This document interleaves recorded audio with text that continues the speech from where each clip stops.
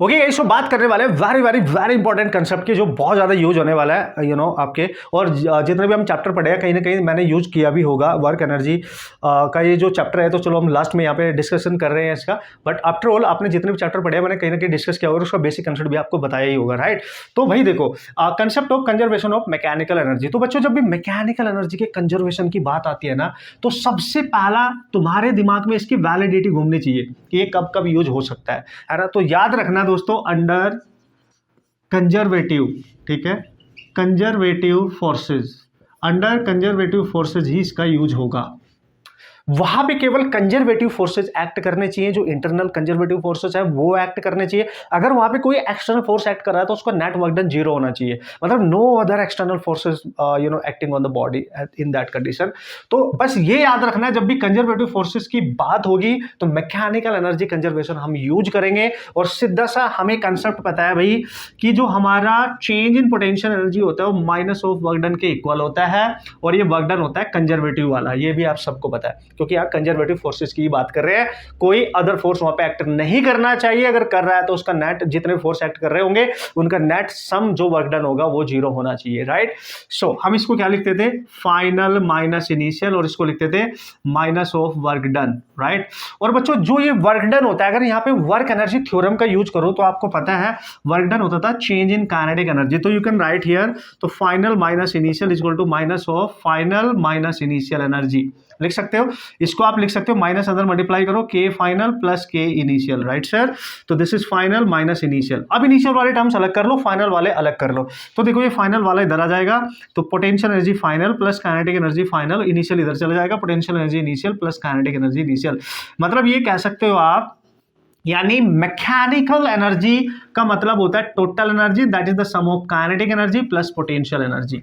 तो आप देख सकते हो यहां से clearly, final potential final kinetic, मतलब ये फाइनल मैकेनिकल एनर्जी होगी, and this is equal to this sum is represent the initial mechanical energy, right. तो you can write this is initial mechanical, and this is the conservation concept, conservation law, conservation equation, whatever you can से। इसका आपने use कैसे करना है, पहले condition समझ लो। And this relationship only valid guys when there is only conservative forces acting on a body, not non conservative and some external forces, right. वो सब कुछ भी नहीं होना चाहिए, राइट। होंगे तो उनका नेट सम जीरो होना चाहिए। कंडीशन अप्लाइड है यहाँ पे।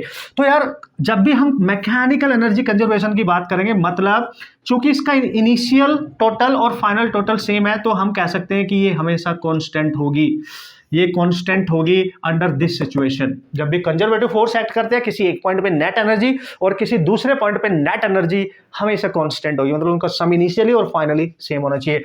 तो E कांस्टेंट होगी, मतलब K plus U must be equal to constant. इसलिए आप लिखते हो कि final is equal to initial total, right. और इसलिए फाइनल में हम लिखते हैं U final plus K final is equal to U initial plus K initial. बस इसी इक्वेशन का यूज करके आप न्यूमेरिकल करेंगे, जो हमने यहाँ प्रूफ करा है। And this is how you can understand, right. So उम्मीद करता हूं आप बेसिक तौर पे इसको समझ गए होंगे। अब बात आती है, देखो यहाँ पे वैसे तो बहुत सारे फोर्सेज यहाँ पे हो सकते हैं, नॉन कंजर्वेटिव एक्सटर्नल फोर्सेज हो सकते हैं, डिफरेंट डिफरेंट फ्रिक्शन हो सकता है, मतलब different different other non conservative forces हो सकते हैं, राइट।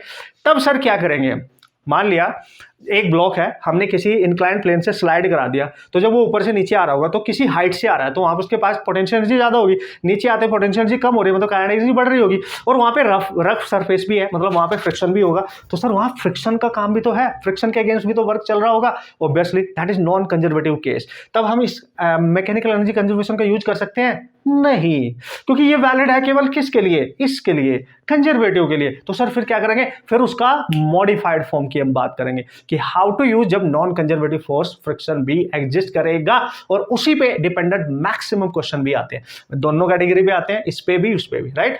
तो जब भी आप मैकेनिकल एनर्जी कंजर्वेशन का यूज करेंगे तो पहले सिचुएशन अंडरस्टैंड कर लेना, क्या यहाँ पे कंजर्वेटिव फोर्सेज एक्ट कर रहे हैं, तो ये वाली क्वेश्चन यूज करेंगे। अगर वहां पे फ्रिक्शन एडिशनली एक नॉन कंजर्वेटिव फोर्स भी एक्ट कर रहा है, तो फिर बच्चों वहां पे हम फ्रिक्शन भी अगर एक्ट कर रहा है, तो फिर इसकी मॉडिफाइड फॉर्म बताऊंगा जिसका आपने यूज करना है, और amazingly you can solve the problem. समझ गए ना, कंडीशन समझो पहले। सो this is how you can understand. Clear है, यहां तक क्लियर है कि ये इक्वेशन न्यूमेरिकल करने के लिए बिल्कुल दिल और दिमाग में होनी चाहिए। Initial sum, final sum, initial sum, या you can say initial sum is equal to final sum, constant रहेगी। अब हम बात करेंगे कि concept of conservation of mechanical energy with friction, किसके साथ बात करेंगे, विद फ्रिक्शन। और फ्रिक्शन कैसा फोर्स होता है? नॉन कंजर्वेटिव फोर्स, आप सबको पता है, दिस इज नॉन कंजर्वेटिव, है ना। तो अगर कंजर्वेटिव फोर्स ना होके नॉन कंजर्वेटिव फोर्स भी एक्ट कर रहा है, कंजर्वेटिव के साथ साथ नॉन कंजर्वेटिव भी एक्ट कर रहा है, तब कैसे यूज करेंगे? कम ऑन। ओके गाइस, जल्दी से इसकी फॉर्म में आपको बता देता हूं, फिर उसके डिपेंडेंट न्यूमेरिकल हम कर लेंगे। एक बार कंसेप्ट क्लियर हो गया, न्यूमेरिकल करने में कोई तकलीफ नहीं होगी, उसका एप्लीकेशन करना आपको आ जाएगा amazingly. You can solve the then problem, right. So देखो, अगर वो बोलता है कि किसी सिस्टम पे, राइट, वहां पे वर्क डन कंजर्वेटिव भी है, मतलब कंजर्वेटिव फोर्स भी काम कर रहे हैं और नॉन कंजर्वेटिव भी कर रहे हैं और सम एक्सटर्नल फोर्सेस भी काम कर रहे हैं, तो नेट वर्क डन कैसे निकालोगे? तो कंजर्वेटिव का प्लस नॉन कंजर्वेटिव का प्लस जो एक्सटर्नल वहां पे और एडिशनल फोर्स एक्ट कर रहे हैं भाई, उनका भी हो सकता है, and this is net work done equal to change in kinetic energy, energy theorem के अकॉर्डिंग हम सबको पता है। अब हम मान लेते हैं बच्चों यहाँ पे कि इफ एक्सटर्नल फोर्स जो है वहां पे उनका नेट वर्क डन 0 है, हम मान ले अगर, तो कंजर्वेटिव तो ऑलरेडी हमें पता है, नॉन कंजर्वेटिव हमने मान लिया फ्रिक्शन का, मान लिया फ्रिक्शन का है, फ्रिक्शन का वर्क डन है, नॉन कंजर्वेटिव फोर्स हम यहाँ पे फ्रिक्शन मान के चल रहे हैं केवल, जो ज्यादातर पूछा भी जाता है, राइट। तो ये वाला 0 कर दिया, तो आपके पास बचेगा work done of conservative plus work done of non conservative और इक्वल टू डेल्टा के। यहां से रिलेशन आप बना लेना, सॉल्व कर लेना, डायरेक्ट मैं करके दे रहा हूं, जैसे मैंने अभी इक्वेशन बनाई थी यहां पे बना दूंगा। बस याद क्या रखना है बच्चों, ध्यान से समझना, याद क्या रखेंगे हम? देखो भाई, जो इनिशियल साइड थी यानी कंजर्वेशन ऑफ एनर्जी, तब आप क्या यूज करोगे? जो friction as a non conservative force का वर्क डन आप कंसीडर कर रहे हो, राइट। तब हम लिखेंगे initial energy potential plus kinetic energy initial is equal to, जब फाइनल पोटेंशियल एनर्जी लिखेंगे प्लस फाइनल काइनेटिक एनर्जी लिखेंगे plus work done against friction लिखेंगे, AF लिखा मैंने, and this is the equation then you have to use to solve the numerical. Only remember this situation. ये तो मैंने तुम्हें समझाने के लिए बताया कि मैं एक्सटर्नल को 0 मान के चल रहा हूं और नॉन कंजर्वेटिव फोर्स फ्रिक्शन मान के चल रहा हूं, तब आपने इस इक्वेशन का यूज करना है, यानी इनिशियल वाला सम एज इट इज रखना है, ठीक है। मतलब इसको ऐसे लिख सकते हो टोटल मैकेनिकल एनर्जी इनिशियल, और ये देख लो आप, ये फाइनल है, मैकेनिकल एनर्जी फाइनल प्लस ये वर्क डन है अगेंस्ट फ्रिक्शन, क्योंकि फ्रिक्शन के अगेंस्ट भी तो वर्क करना पड़ेगा, राइट। जैसे हम चलते हैं तो फ्रिक्शन के अगेंस्ट वर्क करके तो आगे चलते हैं, फ्रिक्शन ज्यादा हो जाएगा तो चलना मुश्किल हो जाएगा ना भाई। तो यहाँ पे क्या है बच्चों, यहाँ पे आप देख सकते हो, अगर मैं इनिशियल एनर्जी, और जब अगेंस्ट फ्रिक्शन की बात आती है तो initial energy greater than to this, तो मैं लिखूंगा EI minus EF is equal to work done against friction, और ये क्या बन गया? Change of total initial mechanical energy और फाइनल मैकेनिकल एनर्जी का चेंज है, मतलब इसको हम लॉस लिख सकते हैं, loss of mechanical energy is equal to work done against friction. Very important statement, very important condition, very important formula, equation you can से, and you can solve the problem. Number of problems जिसमें भी कभी कोई body नीचे से ऊपर जा रही है अंडर फ्रिक्शन, ऊपर से नीचे जा रही है अंडर द फ्रिक्शन, समझ जाना, किसी फ्लैट सरफेस पे या किसी हॉरिजॉन्टल सरफेस पे मूव कर रही है, जैसे गाड़ी है, पहले वो स्मूथ सरफेस पे फिर रफ सरफेस पे जा रही है, और हम हमारे से उससे कुछ प्रॉपर्टीज वहां पूछ रहा है, या नीचे से ऊपर जा रही है, कहीं स्लोप पे जा रही है, स्लोप से डाउन आ रही है, तो इन सारी सिचुएशन में बच्चों एनर्जी कंजर्वेशन की ये फॉर्म यूज की जा सकती है। कूल है, इस तरीके से आप याद रख सकते हैं। तो लॉस ऑफ मैकेनिकल एनर्जी जो हो रहा है वहां पे वो वर्क डन अगेंस्ट फ्रिक्शन करने के लिए हो रहा है, ठीक है। तो जो भी लॉस होगा it form and any other form जो भी होगा, so this is case you have to write down, and to solve the problem initial energy potential kinetic is equal to final and this is work done against friction, and remember guys, यहां पे note करके मैं एक चीज आपको बता दूं, एक मैंने लिखा वर्क डन अगेंस्ट फ्रिक्शन, ठीक है, और एक मैं लिख रहा हूं work done by the friction, यानी AF और BF ये बाय द फ्रिक्शन है, यानी फ्रिक्शन भी तो वर्क करता है भाई, फ्रिक्शन भी वर्क कर रहा है और फ्रिक्शन के अगेंस्ट हमें वर्क करना पड़ रहा है, ये एक दूसरे के अपोजिट होते हैं, यानी work done by the friction हमेशा minus of work done against the friction होगा, ये आप समझ सकते हो। जो भी पूछे वो ध्यान से करने का फिर, ठीक है। वर्क डन बाय द जो फ्रिक्शन होता है वो अगेंस्ट द फ्रिक्शन के अपोजिट होता है, तो यहां से इस इक्वेशन में जो हम यूज करते हैं वो बाय द फ्रिक्शन नहीं यूज करते, अगेंस्ट द फ्रिक्शन यूज करते हैं, this is the work done against the friction, ये याद रखना बस, ठीक है। तो दिस इज द इक्वेशन, इसका यूज कैसे करेंगे to solve the numerical problem बच्चों, वो मैं आपको बताऊंगा क्वेश्चन सॉल्व करने के साथ साथ, राइट। और ये एप्लीकेशन आपको ऑसम तरीके से आने चाहिए, डिफरेंट डिफरेंट टाइप के एग्जांपल्स में लूंगा आपको डिफरेंट डिफरेंट टाइप के सिचुएशन में, जिससे आपकी बेटर अंडरस्टैंडिंग बन जाए, हर तरीके के क्वेश्चन आप सॉल्व करने के लिए तैयार हो जाए। ओके, इस वक्त बात करते हैं इसके डिपेंडेंट न्यूमेरिकल प्रॉब्लम की, क्योंकि जो कंसेप्ट आपने पढ़ा है जब तक उसको आप अप्लाई नहीं करोगे थ्रू द न्यूमेरिकल प्रॉब्लम्स तो आपको मजा नहीं आने वाला है, राइट। आप कितनी बार थियोरेटिकल उसको पढ़ते रहेंगे तो आप कहीं ना कहीं भूल जाते हैं, राइट। तो अभी हम क्वेश्चंस करेंगे, कुछ बेहतरीन बेहतरीन से कुछ क्वेश्चंस देखेंगे जो इस कंसेप्ट को आपको और स्ट्रॉन्ग बना देंगे, और आपको ये क्लियरली पता चल जाएगा कि हाँ क्वेश्चन को देख के हमने कंसेप्ट का यूज कैसे करना है इंडिविजुअली, राइट। तो जहाँ पे कंजर्वेटिव फोर्सेज यूज हो रहे हैं वहाँ पे एनर्जी कंजर्वेशन कैसे यूज करना है, और जहाँ पे नॉन कंजर्वेटिव फोर्स भी यूज हो रहा है तो वहाँ पे कैसे करना है, वो सारी कैटेगरी क्वेश्चन मैं यहाँ पे डिस्कस करने वाला हूँ। So here we go, this is your very first question. आप जल्दी से देख लें, डेटा नोट कर लें, और क्या पूछेगा उस पर ध्यान देते हैं, उसके बाद सॉल्व करते हैं अमेजिंगली, राइट। तो क्वेश्चन को एक बार जल्दी से पढ़ देता हूँ। उसने बोले block of mass m is given a velocity of v not, right, on a rough horizontal surface. पहले बता दें भाई, जो हॉरिजॉन्टल सरफेस है ये वाला, ये एक रफ सरफेस है, मतलब यहाँ फ्रिक्शन एग्जिस्ट करेगा, राइट। और initially the block is after travelling a distance d its speed becomes v naught by 2, मतलब after some travelling after some distance, suppose करो अभी a पर है, b पॉइंट पे जाता है, तो a से b तक जाने में इसने डिस्टेंस d कवर की होगी, इनिशियल वेलोसिटी इसकी v नॉट है, तो d डिस्टेंस कवर करने के बाद स्पीड कम होगी क्योंकि फ्रिक्शन है, ऑब्वियसली फ्रिक्शन उसको अपोज कर रहा होगा, obviously, right. So find the work done against the friction, ये आपने कैलकुलेट करना है, ठीक है। So we have to calculate the work done against the friction, right. So cool, देखो भाई बहुत सारे तरीके हैं इसको सॉल्व करने के, लेकिन चूंकि अभी हम एनर्जी कंजर्वेशन की बात कर रहे हैं तो उस पर्टिकुलर कंसेप्ट पे हम यहाँ फोकस करने वाले हैं, ठीक है। सो कैसे करेंगे सर, तो देखो जहां से बॉडी ने चलना स्टार्ट किया वहां की बात कर लेते हैं, और जहां तक वो गया आफ्टर कवरिंग डिस्टेंस d वहां की बात करते हैं। तो अगर मैं यूज करूं बच्चों यहाँ पे, चूंकि वो बोल रहा है कि यहाँ फ्रिक्शन है, रफ सरफेस है, उसने बोला रफ सरफेस है, मैंने बोला ठीक है भाई रफ सरफेस है, इस ओके। तो क्या क्या दे रखा है उसने, रफ सरफेस है तो फिर उसका फ्रिक्शन कोएफिशिएंट है म्यू मान लेंगे, and the coefficient of friction उसको म्यू मान के चलेंगे, ठीक है। चलो अगर ये रफ सरफेस है और मैं एनर्जी कंजर्वेशन यूज कर रहा हूं तो ये नॉन कंजर्वेटिव फोर्सेज वाला केस बन जाता है। तो हम क्या लिखेंगे, यानी ए पॉइंट पे जब बॉडी है तो नेट एनर्जी ए पे निकाल लेंगे और बी पे निकाल लेंगे नेट एनर्जी, और फिर चेक कर लेंगे, फिर बहुत इजीली हम क्वेश्चन सॉल्व कर सकते हैं।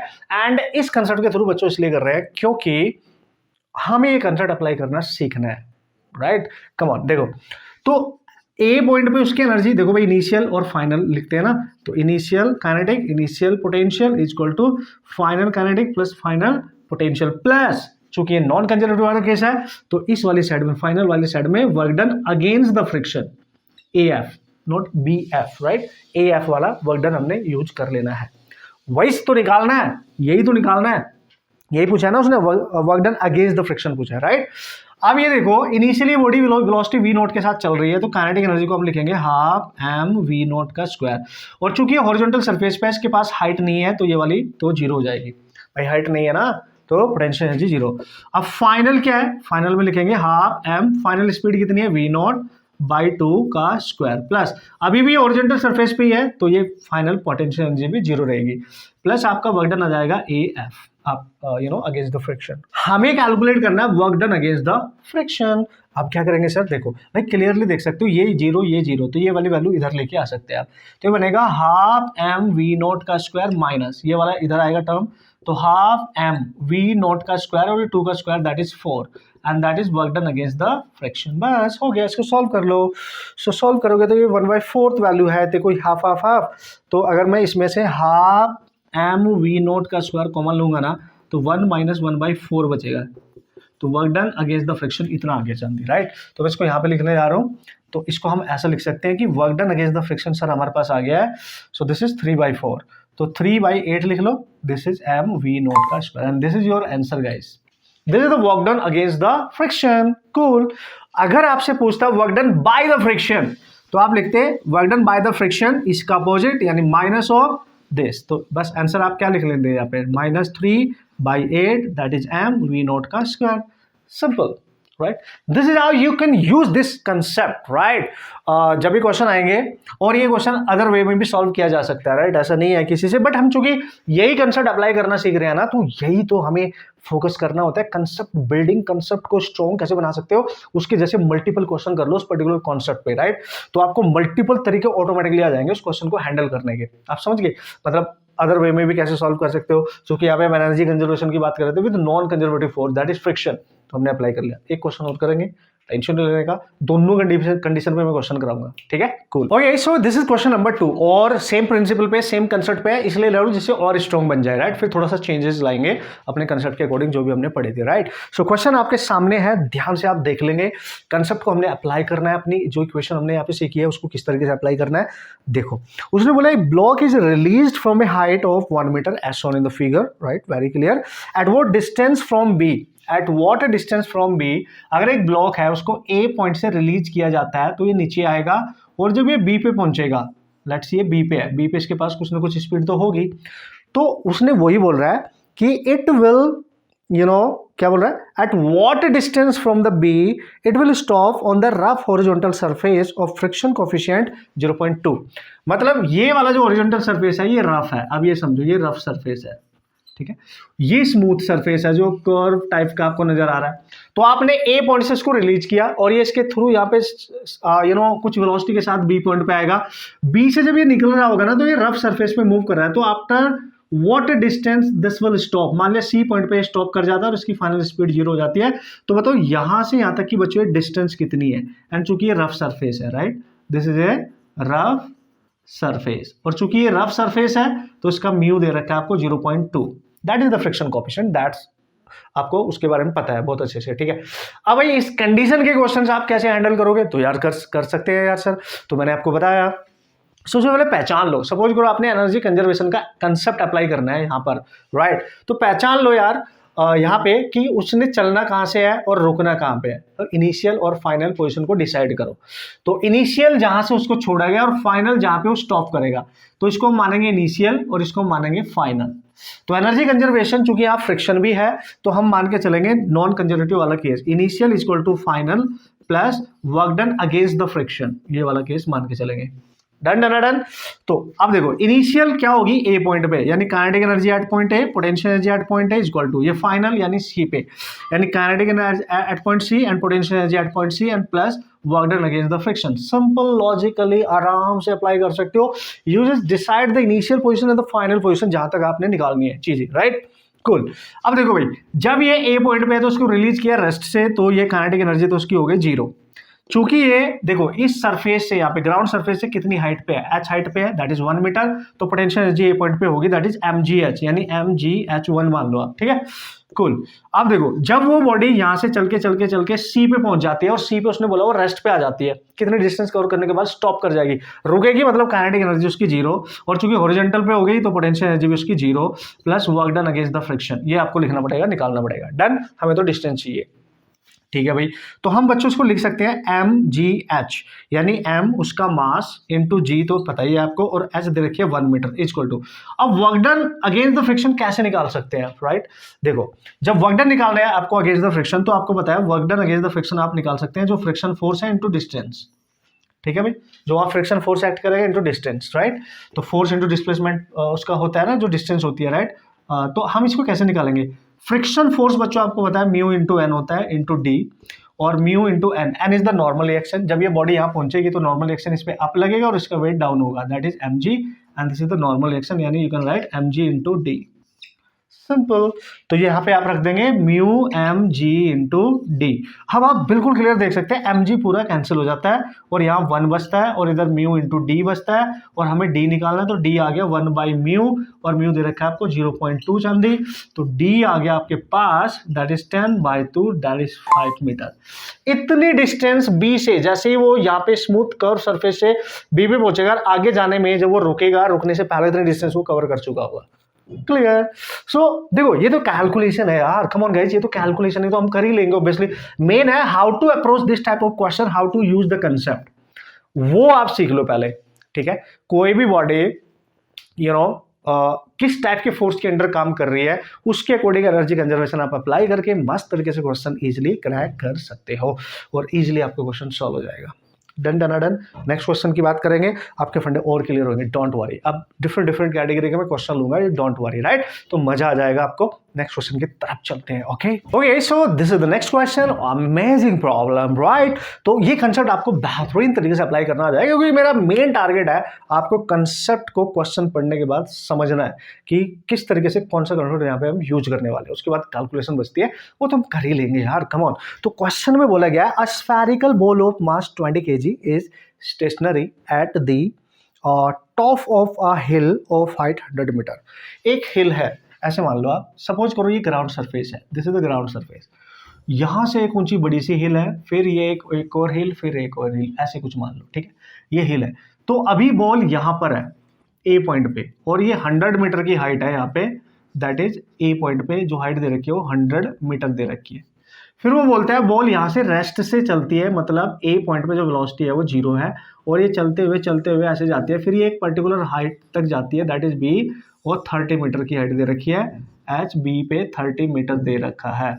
फिर ये आगे चलती है, क्वेश्चन पढ़ने के बाद आपको पता चल जाएगा। फिर ये यहाँ तक पहुंचती है सी पॉइंट पे, यहाँ पे हाइट है ग्राउंड से, that is S C, that is 20 metre, ये दे रखी है। अब देखेंगे क्वेश्चन में क्या पूछा गया है, राइट, कूल।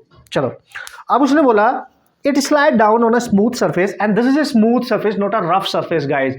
अब चूंकि बॉल अंडर द ग्रेविटी काम कर रही है, ग्रेविटेशनल फोर्स का काम कर रही है, और स्मूथ सरफेस है, तो नॉन कंजर्वेटिव तो है नहीं, तो energy conservation initial equal to final आप डायरेक्ट यूज करेंगे। अब यहाँ वर्क डन अगेंस्ट फ्रिक्शन नहीं आएगा, क्योंकि स्मूथ सरफेस है, और यहाँ पे जो एनर्जी कंजर्वेशन का कंसेप्ट है, ये वाला प्योर कंजर्वेटिव वाला केस यहाँ पे बन जाता है, क्योंकि बॉल यार हिल से आ रही है ऊपर से नीचे, तो एक ही फोर्स एक्ट कर रहा होगा ना उसके ऊपर वहां पे, right. What is that? That is the gravitational force, right, cool.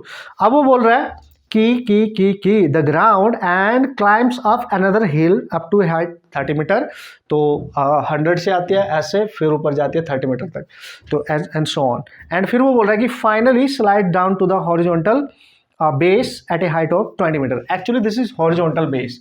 तो उसने बोला कि जब वो यहाँ से स्लाइड डाउन करके आती है तो ऐसे आ जाती है, एक हॉरिजॉन्टल बेस आ जाता है ये, और ये कितनी हाइट पे है, दिस इज सी पॉइंट मान लो, चलो, तो ये है आपका H C equal to 20 metre, तो ये एक हॉरिजॉन्टल टाइप का बेस आ जाता है, ठीक है। अब बच्चों आपसे पूछ क्या रहा है, वो पूछ रहा है कि what is the velocity attend by the ball. तो बताओ बॉल के पास इस समय कितनी वेलोसिटी होगी, मतलब चली कहां से, ए पॉइंट से, that is the initial point, this is initial. कहां पे आ गया, लास्ट में, हमें 20 वाले से मतलब नहीं है, अब लास्ट में स्लाइड करके कहां पे है, हॉरिजॉन्टल बेस पे, यानी सी पोजीशन में। This is your final position, simple. You have to use this conservation of energy concept between the initial and the final point, not this one. Middle situation से हमें कोई मतलब नहीं है, राइट। तो हम क्या लिखेंगे इनिशियली, तो इनिशियली वो ए पर थी, तो काइनेटिक एनर्जी ए पर, पोटेंशियल एनर्जी ए पर।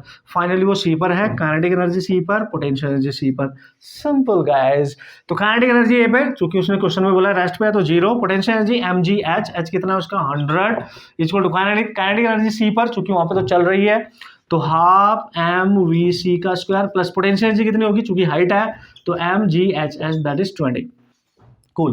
देखो भाई एम एम तो कैंसिल हो जाएगा, यहाँ पे 100 जी है, तो 100 जी और यहाँ से 20 जी इसको सब्ट्रैक्ट कर दो, और यहाँ बचेगा हाफ वी सी का स्क्वायर, क्योंकि यहाँ पे वेलोसिटी बतानी है ना यार, तो यहाँ पे ना 120 80 जी हो गया boss, and this is 1/2 V C का square. Now you can see very clearly man. तो ये 8 × 2 दैट इज 160, यानी जी और आ जाएगा 1600, तो वी सी का स्क्वायर इक्वल टू 1600, राइट। तो वी सी ऑब्वियसली आ गया अंडर रूट ऑफ 1600, यानी वी सी आ गया 40 मीटर पर सेकंड। यानी इस समय यहाँ पे जो बॉल होगी ना, जो जब वो 100 मीटर की हाइट से 30 से वापस आके यहाँ तक पहुंचेगी ना, तो यहाँ पे 40 मीटर पर सेकंड के साथ वो चल रही होगी, जब अपने हॉरिजॉन्टल टाइप के सरफेस पे पहुंच चुके होगी। And this is how you can approach this concept guys, you can solve the problem amazingly, right. And this is the condition. देखो यहाँ पे स्मूथ सरफेस था, रफ नहीं था, इसलिए हमने work done against the friction नहीं लिया, हमने फिर प्योर कंजर्वेटिव वाला कंसेप्ट यूज कर लिया, सिंपल, राइट। ओके, उम्मीद करता हूँ आप समझ गए होंगे।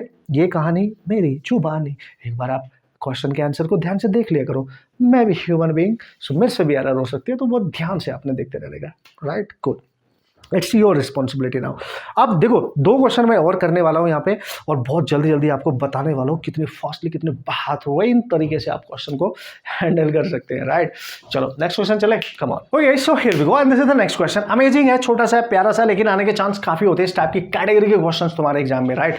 सो देखो डायग्राम इसमें गिवन है, यस गिवन है सर। तो उसने बोला figure shows a smooth code track, you know smooth track है, ये वाला जो कर्व ट्रैक है जो उसने बनाया है, इस तरीके से बना रखा है। देखो मैं बना देता हूँ, यस समथिंग लाइक दैट। और यहाँ पे एक स्प्रिंग को उसने अटैच कर रखा है, राइट। सो अब उसने बोला एक ब्लॉक है जिसका मास दे रखा है बच्चों आपको 40 ग्राम मास का। तो यहाँ पे हम मान लेते हैं this is the block of mass, this is 40 gram, right. And इसकी हाइट कुछ ना कुछ दे रखी होगी, let us see this is 5 metre, और दे रखी है 5 मीटर, या सो अभी जो स्प्रिंग है ना, यहाँ पे स्प्रिंग्स का spring constant also given, that is 400 newton per metre. ये तो आपको पता ही होगा ना, spring constant also called as the force constant, unit is newton per metre, right. Cool. So वो बोल रहा है कि the maximum compression of the spring, जब आप इसको यहां से छोड़ेंगे तो जब ये आएगा हाई स्पीड के साथ इससे टकराएगा तो इसको कंप्रेस कर देगा, तो उसका मैक्सिमम कंप्रेशन क्या होगा। तो बच्चों जब भी बोले ना कि जब ये ब्लॉक यहाँ पे आके इससे टकराएगा और इसको अपनी काइनेटिक एनर्जी इसको देगा, राइट। तो जब ये इसको मैक्सिमम कंप्रेस करेगा किसी एक्स मैक्स तक, तो जब भी मैक्सिमम कंप्रेशन की बात होगी ना, ध्यान रखने का, इसकी final kinetic energy automatically zero हो जाएगी और ये अपनी सारी एनर्जी को कंप्रेस करने में यूज करेगा। मतलब वो एनर्जी खत्म हो जाएगी और वो कन्वर्ट हो जाएगी इसकी इलास्टिक एनर्जी में, दैट इज हाफ के एक्स स्क्वायर वाली में। कूल है। तो अब आप ध्यान से देखो सिचुएशन क्या है। सिचुएशन है इनिशियली वो यहां से चलता है और फाइनली इसको मैक्सिमम कंप्रेस कर देता है, सेकंड कंडीशन। कूल। तो हम एनर्जी कंजर्वेशन इजीली यूज कर सकते हैं गाइस, बहुत इजीली। कैसे भाई, initial is equal to final, और इसमें फ्रिक्शन की बात नहीं करी कि भाई रफ सरफेस, ऐसे कोई बात नहीं करी, अदरवाइज हम अगेंस्ट द फ्रिक्शन भी लेते, क्योंकि ये ब्लॉक आगे अगेंस्ट द फ्रिक्शन काम भी करता और इसको कंप्रेस भी करता, लेकिन यहाँ पे नहीं बोला गया है, राइट। तो सिंपली आप लिख सकते हो दिस पॉइंट पे kinetic energy plus potential energy, final point पे kinetic energy plus potential energy, right boss. अब आप देख सकते हो इनिशियली तो ये रेस्ट पे है, जहां से छोड़ा गया, रिलीज किया गया, तो ये तो होगी जीरो। चूंकि हाइट पे है, ग्राउंड से हाइट पे है, तो इसके पास एनर्जी होगी mgs, दैट इज 5 k2। मैंने बोला ना ये सारी की सारी k2 इसकी जब ये मैक्सिमम कंप्रेस हो जाएगा तो रेस्ट पे आ जाएगा, तो ये हो जाएगा जीरो। और ये एनर्जी जो होगी इसके पास, वो पूरी एनर्जी अपनी स्प्रिंग को दे चुका है इसको कंप्रेस करने में, और वो इलास्टिक एनर्जी होती है हाफ के एक्स स्क्वायर। अब आप समझदार हो गए हो, राइट। So cool. तो ये है 5 mg is equal to half kx square. Put all the given values guys. 5 मास दे रखा है 40 ग्राम, तो इसको आप 10⁻³ kg में कन्वर्ट कर लेंगे, and that is 10 and that is half, and k दे रखा है 400 into x का square. Now try to solve the problem, you can solve, right. So कैसे सॉल्व करें सर, तो हम इसको सॉल्व कर सकते हैं गाइस। देख 400, ये 400 पूरा पूरा कैंसिल हो जाता है, ये 5 into 10⁻³ बचेगा, ये 2 इधर आएगा 10, तो 10 into 10⁻³ बचेगा, तो ये आ जाएगा एक्स स्क्वायर। तो यहाँ पे फिर से आप एक 10 ये कम हो जाएगा, so x square is equal to that is 10⁻², right. तो इसको आप सिंपली लिख सकते हैं 1 सेंटीमीटर, सिंपल दिख रहा है आपको 1 centimetre, right. So this is your answer guys. इस तरीके से आप अपने क्वेश्चन मस्त तरीके से सॉल्व कर सकते हैं, कंसेप्ट अप्लाई करना आना चाहिए। यहां पर भी स्मूथ वाला केस आया, यानी प्योरली कंजर्वेटिव वाला केस आया, तो हमने एनर्जी कंजर्वेशन यूज कर लिया। डन डन डन, मजा आ रहा है कि नहीं? यस। अब लास्ट क्वेश्चन के डिस्कशन करते हैं, और उम्मीद करता हूं आप इस टाइप के क्वेश्चन आप आराम से सॉल्व कर सकते हैं, कैसे भी कैटेगरी क्वेश्चन हो। थोड़े मैंने मीडियम लेवल तक ही रखे हैं, बहुत टफ लेवल पे मैं नहीं गया हूं, राइट। बहुत अच्छे वाले क्वेश्चन भी आते हैं, लेकिन आजकल के जो पैटर्न है बच्चों, तो उस पैटर्न के अकॉर्डिंग अगर देखा जाए मेंस में, क्योंकि हम मेंस की और नीट की बात करें, नॉट फॉर एडवांस, राइट, तो उसमें इस कैटेगरी के क्वेश्चन आप मल्टीपल टाइम प्रैक्टिस करके जाएंगे, और जिस टाइप के क्वेश्चन आपके एग्जाम में है तो हर क्वेश्चन आप सॉल्व कर सकते हैं। That is sufficient for you to crack any competitive exams। जो आपका competitive exams है उसके पैटर्न को समझो, उसके अकॉर्डिंग मेहनत करें, और अपने एनर्जी को उसी के अकॉर्डिंग आपने यूज करके क्वेश्चन बनाने हैं, right. Here we go. Okay, so this is the question, important और अच्छा क्वेश्चन है, इसमें कोई शक नहीं है, राइट। तो अच्छा क्वेश्चन है, तो देखेंगे कैसे सॉल्व करेंगे इसको, और किसमें कंसेप्ट कौन सा यूज होगा मेरे को नहीं पता। पढ़ लेते हैं पहले, डेटा नोट कर लेते हैं, कंडीशन समझेंगे पढ़ने के बाद, उसके बाद सोचेंगे यार हमने कौन कौन सा कंसेप्ट यूज किया, कौन सा कंसेप्ट हम यूज कर सकते हैं, तब हम सोचेंगे। अब आप धीरे धीरे स्मार्ट बन गए हो, आपको पहचान आ जानी चाहिए। After reading the question very careful, you can use the concept, right, जो भी आपके पास है, अब बस आपको समझ लेने का, right. So come on. So उसने बोला body of mass 1 kg is thrown upward with a velocity of 20 metre per second. यानी इसका मतलब एक बॉडी है हमारे पास, एक बॉडी है, let's see this is your ground surface, something like that, और यहाँ से आपने एक बॉडी को ऊपर को फेंका है 20 मीटर पर सेकंड के साथ, और इसका मास है कुछ m दे रखा है, दैट इज 1 kg, राइट। सो मास भी दे रखा है इसका, दैट इज 1 kg। अब बॉल मान लो, बॉडी मान लो जिसका मास 1 kg है, उसको हमने ऐसे फेंक दिया, स्पीड दी ना इनिशियली स्पीड दे दी हमने, राइट। अब देखते हैं आगे क्या कर रहा है। Momentarily comes to rest after attaining a height of 18 metre, यानी आफ्टर सम टाइम ये अचानक ही किसी हाइट को अटेन करने के बाद रेस्ट पे आ जाता है, यानी फाइनल वेलोसिटी इसकी गाइस 0 हो गई। तो कितनी हाइट इसने कवर की यहाँ से यहाँ तक, दैट इज दे रखी है आपको 18 मीटर, राइट, यस, ये क्वेश्चन में बोला गया है। सो अब वो रेस्ट पे क्यों आया, देखो अब मैंने पेन फेंका तो ऊपर फेंक दे तो कहीं ना कहीं जाके तो रेस्ट पे आएगा ना। तो चलो आगे बढ़ते हैं। How much energy is lost due to the friction, air friction की वजह से कितनी एनर्जी लॉस्ट हो चुकी है इस प्रोसेस में। ओ भाई एनर्जी लॉस्ट हो रही है ड्यू टू फ्रिक्शन हो रही है, तो ऑब्वियसली रेस्ट पे आ गया भाई, उस ऐसे हम मान के चलेंगे। तो बच्चों यहाँ पे ना जो यहां से फेंका उसको इनिशियल पॉइंट मान लेंगे, और जहां पे वो गया फाइनली उसको फाइनल पॉइंट मान लेंगे, एनर्जी कंजर्वेशन यूज कर लेंगे। और चूंकि उसने पूछा है energy lost, energy that is lost किसकी वजह से, due to that is friction man, friction. तो जैसे फ्रिक्शन की एंट्री होती है then you just remember you have to use the conservation energy with the friction, यानी नॉन कंजर्वेटिव वाला केस है, राइट। सो इनिशियल पॉइंट पे एनर्जी निकाल लेंगे, फाइनल पे निकालेंगे, और work done against the friction निकालेंगे। और जो हमें फ्रिक्शन के अगेंस्ट वर्क करना पड़ेगा, एयर फ्रिक्शन के अगेंस्ट, वही तो एनर्जी लॉस्ट है भाई। देखो बॉल जा रही है ऊपर और बॉल को ऊपर जाना है, एयर फ्रिक्शन डाउन काम कर रहा है, उसको ऊपर नहीं जाने दे रहा है, फिर भी एयर फ्रिक्शन के अगेंस्ट वो ऊपर को जा रही है, तो इसका मतलब अगेंस्ट द फ्रिक्शन जो वर्क कर रही है वही एनर्जी लॉस्ट होगा, क्योंकि वो फाइनली रेस्ट पे भी तो आ रही है। कूल सर, तो इनिशियली क्या लिखोगे आप, इनिशियल पॉइंट पे kinetic energy, potential energy, final point पे kinetic energy, potential energy, cool cool cool cool super cool, and this is work done against the friction. Now see, जिस पॉइंट से फेंका वेलोसिटी है तो काइनेटिक एनर्जी है, लेकिन वो चूंकि ग्राउंड से फेंका, नीचे से फेंका, तो उसकी पोटेंशियल एनर्जी नहीं है, 0, राइट। सो काइनेटिक एनर्जी को गाइस आप लिखेंगे half m and that is 1 into V, ये v 20 का स्क्वायर, और फाइनल पॉइंट पे जाके वो रेस्ट पे आ गई, 0 हो गई, क्वेश्चन में क्लियर बोला है तो 0। और जो किसी हाइट पे गई तो हाइट पे तो भाई एनर्जी होगी उसके पास, दैट इज mg, h2 कितना है 18, और हमें निकालना है work done against the friction, खत्म, राइट। अब हम क्या करने वाले हैं, हम इसको लिखेंगे, देखो 20 का square that is 400 divide by 2 that is 200 बचेगा, और मास 1 है, g 10 है, ये 18 है गाइस, और work done against the friction आपने निकालना है।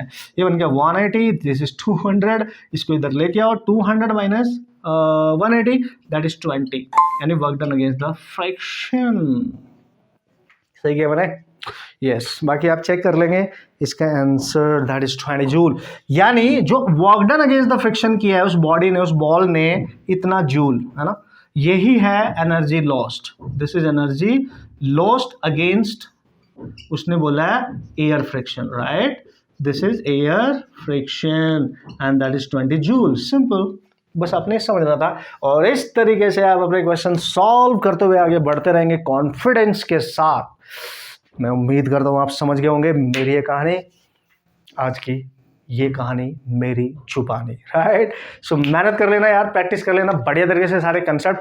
अब इसका मैं एक लास्ट कंसेप्ट यहाँ पे नहीं, अभी एक लेक्चर लूंगा, फिर उसके बाद एक लेक्चर और लूंगा जिसमें मोस्ट इंपॉर्टेंट जे मेंस और नीट के जो इंपॉर्टेंट टाइप के पीवाई के जो उसमें कंसिडर करूंगा और फिर आपको दूंगा, राइट, कम ऑन गाइस, ठीक है। तो मजा आ जाएगा, और अच्छे से प्रैक्टिस कर लेना, कोई डाउट होगा तो मेरे से पूछ लेना विदाउट एनी हेजिटेशन, शर्माने का नहीं बॉस, और डाउट अपने पूछते रहने का, और डाउट क्लियर करना बहुत ज़रूरी है। डाउट कब आएंगे, जब आप क्वेश्चन सॉल्व करेंगे, नहीं करेंगे तो नहीं आएंगे और फिर दिक्कत करेगा। देखो अपने एग्जाम को अगर फिजिक्स में अच्छे स्कोर करना है तो प्रैक्टिस में रहने का बॉस, प्रैक्टिस नहीं छोड़ सकते आप, हाँ, ये प्रैक्टिस बहुत ज़रूरी है आपके लिए, ओके।